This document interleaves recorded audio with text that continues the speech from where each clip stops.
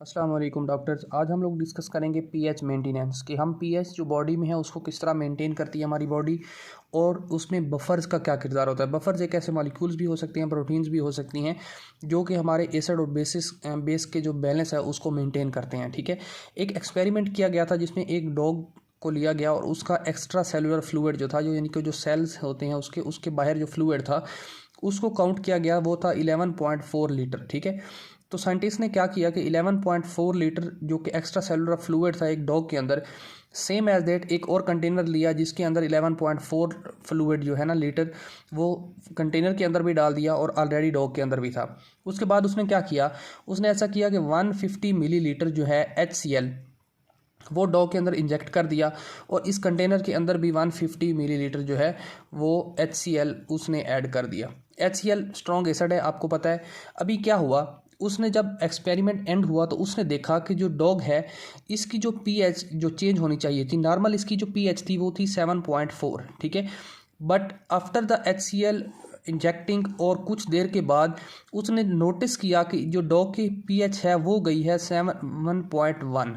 ठीक है, मीन कि इतनी चेंज हो गई है। और जब उसने इस कंटेनर को देखा जिसके अंदर 11.4 लीटर फ्लूइड था और same as that 150 millilitre HCl जो है ऐड किया गया था, उसने देखा कि इसकी पीएच जो थी वो पहले 7.4 उसने रखी थी, और जब उसने एक्सपेरिमेंट के बाद HCl पुट कर दिया, इंजेक्ट कर दिया, उसके बाद जो उसने देखा तो ये थी 1.8। मीन के पीएच इतनी ज़्यादा ड्रॉप हो गई। रीज़न, जो हमारा बफर्स हैं वो बॉडी के अंदर वर्क करते हैं और जो पीएच है उसको बहुत ज़्यादा डाउन नहीं होने देते। ठीक है, लेकिन जो हमारा कंटेनर था उसके अंदर तो बफर प्रोटीन्स नहीं थी, इस वजह से उसकी पीएच जो है बहुत ज़्यादा डाउन हो गई। ठीक है, अभी क्वेश्चन है कि एसिड और बेस की बैलेंस क्यों ज़रूरी है। एसिड और बेस बैलेंस जो है वो इसलिए ज़्यादा ज़रूरी है कि जो हमारे डिफरेंट टाइप ऑफ एंजाइम्स होती हैं बॉडी के, वो मोस्ट ऑफ द एंजाइम जो है वो 7.4 पीएच पर वर्क करते हैं। ठीक है, पीएच कम हो जाए इससे या पीएच ज़्यादा हो जाए तो हमारी बॉडी जो है वो उसको बर्दाश्त नहीं कर पाती। और जितने भी हमारे एंजाइम हैं, आपको पता है कि एंजाइम प्रोटीन्स होते हैं, और जब पीएच चेंज होती है वो सारे के सारे डीनेचर हो जाते हैं, मीन के अमाइनो एसिड्स में टूटना स्टार्ट हो जाते हैं।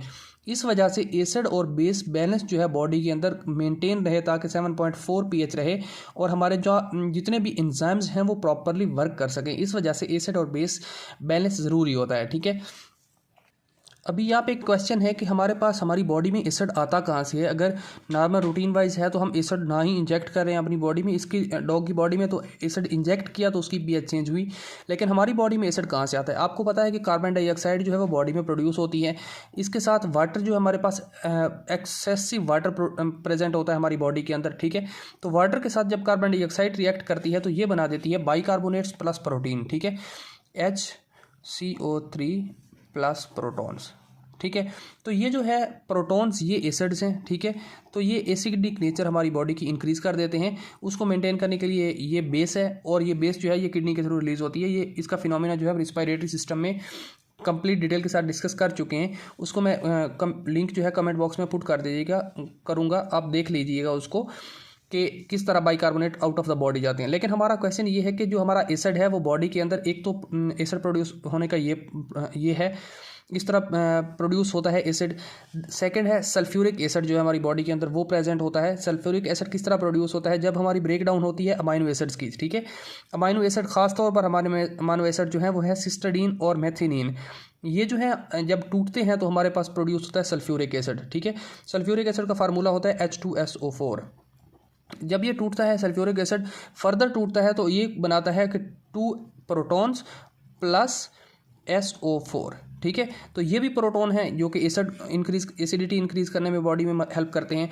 देन है फास्फोरिक एसिड। फास्फोरिक एसिड किस तरह बॉडी में प्रोड्यूस होता है, जब ब्रेक डाउन होती है फॉस्फोलिपिड्स की तो उस वक्त जो है हमारे पास बॉडी में फास्फोरिक एसिड प्रोड्यूस होता है। ठीक है, तो फास्फोरिक एसिड होता है H3PO4। ठीक है, जब ये H3PO4 जब टूटता है फर्दर तो ये बना देता है हमारे पास 3 प्रोटॉन्स प्लस PO4। ठीक है, तो ये फिर प्रोटॉन है। जितनी भी प्रोटॉन बॉडी में इंक्रीज करते जाएंगे, मैंने बताया था कि पीएच जो है वो है पोटेंशियल हाइड्रोजन। ठीक है, तो हमारे पास पोटेंशियल हाइड्रोजन जितनी भी इंक्रीज करती जाएगी उतनी ज़्यादा हमारी एसिडिक नेचर जो है वो इंक्रीज करती जाएगी, लेकिन हमारी पीएच उतनी ही डिक्रीज करती जाएगी। ठीक है, लास्ट वीडियो में मैंने ये जो है कंप्लीट डिटेल के साथ बताया था। ठीक है, देन एक लैक्टिक एसिड हमारी बॉडी में प्रोड्यूस होता है। ये किस तरह प्रोड्यूस होता है, हमारी जब ऑक्सीजन सप्लाई जो है टिश्यूज़ तक रुक जाती है तो हमारी जो सेल होते हैं वो एरोबिक से एनएरोबिक कंडीशन में चले जाते हैं, जिसके अंदर हमारे पास नॉर्मली एटीपी प्रोड्यूस हो रहा था और इस कंडीशन में हमारे पास जो है ये एनएरोबिक कंडीशन में लैक्टिक एसिड प्रोड्यूस होता है। ठीक है, जब ग्लूकोज टूटता है तो लैक्टिक एसिड प्रोड्यूस कर देता है।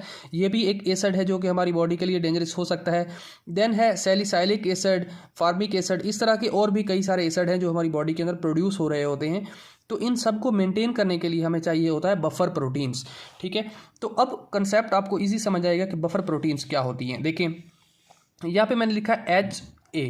ठीक है, suppose A is a buffer protein और इसके साथ कुछ प्रोटॉन्स अटैच हैं। ठीक है, इसको जब मैं ब्रेकिंग कराता हूँ इसकी, तो ये देखें इसके साथ कुछ प्रोटॉन प्रोड्यूस हो जाते हैं और कुछ जो है हमारे पास बफर मॉलिक्यूल्स प्रोड्यूस हो जाते हैं। ठीक है, अभी बफर्स क्या करते हैं, जब हमारी बॉडी के अंदर एसिड बहुत ज़्यादा इंक्रीज़ हो जाता है, मीन के प्रोटॉन बहुत ज़्यादा इंक्रीज़ हो जाते हैं, तो ये जो हमारा बफर मॉलिक्यूल्स हैं ये इन प्रोटॉन्स को अपने अंदर अब्जॉर्ब कर लेते हैं और उनकी जो एक्टिविटी है प्रोटॉन्स की वो शो नहीं करवाने देते। ठीक है, ऐसे समझ लें कि हमारी जो बफर ये है बफर मॉलिक्यूल और इसके 4 पॉकेट्स हैं। ठीक है, इसके अंदर 2 ऑलरेडी प्रोटॉन पड़े होते हैं और 2 इसकी इम्प्टी होते हैं। जब भी हमारा कोई एसिड बॉडी के अंदर इंक्रीज़ करने लगता है तो ये जो है 2 और प्रोटॉन्स को पकड़ लेता है अपने अंदर और ख़ुद को मेंटेन कर लेता है और जो बॉडी की पीएच है वो भी इस तरह मेंटेन हो जाती है।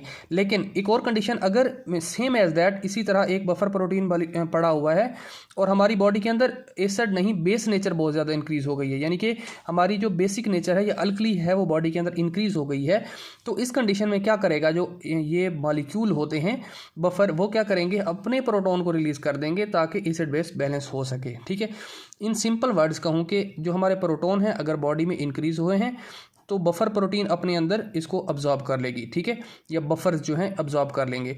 देन अगर प्रोटॉन हमारे पास डिक्रीज़ हुए हैं बॉडी के अंदर तो ये जो बफर है ये प्रोटॉन को रिलीज़ कर देगी बॉडी के अंदर या ब्लड के अंदर, जिससे एसिड और बेस बैलेंस जो है वो मेंटेन हो जाएगा।